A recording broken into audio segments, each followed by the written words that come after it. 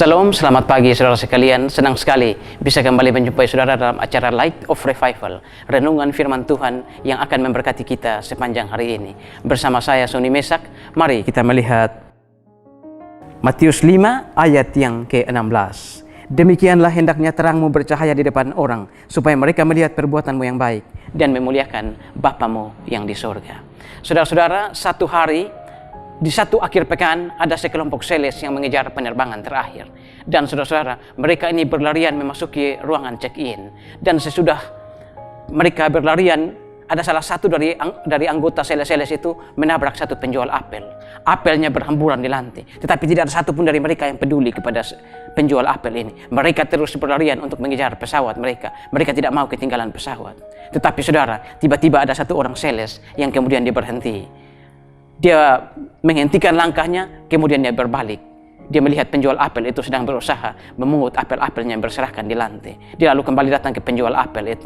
Dia memunguti apel-apel itu, kemudian dia memisahkan yang rusak, dipisahkan ke lain tempat, yang baik disusun kembali di atas meja dagangannya. Sesudah itu dia menghitung berapa banyak yang rusak, dan yang rusak itu kemudian dia membayarnya. Sesudah itu dia lalu berbalik hendak meninggalkan penjual apel itu.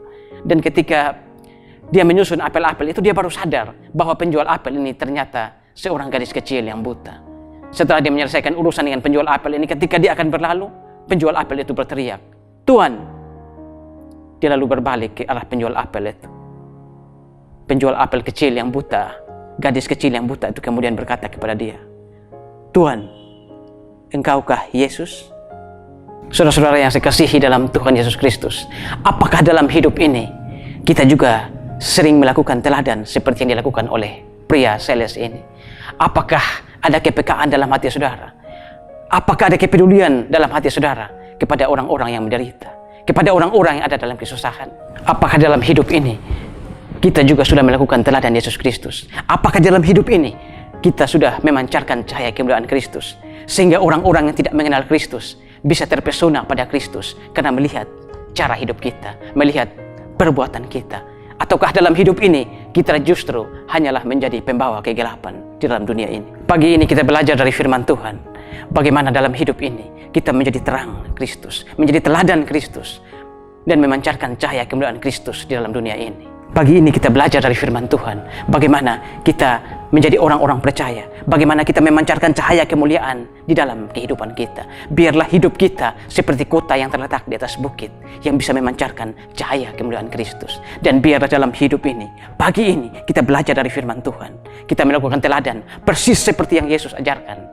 Biar orang lain melihat perbuatanmu yang baik dan memuliakan Bapamu yang di surga. Tuhan memberkati kita semua. Mari kita berdoa. Tuhan, terima kasih untuk firman-Mu pagi hari ini.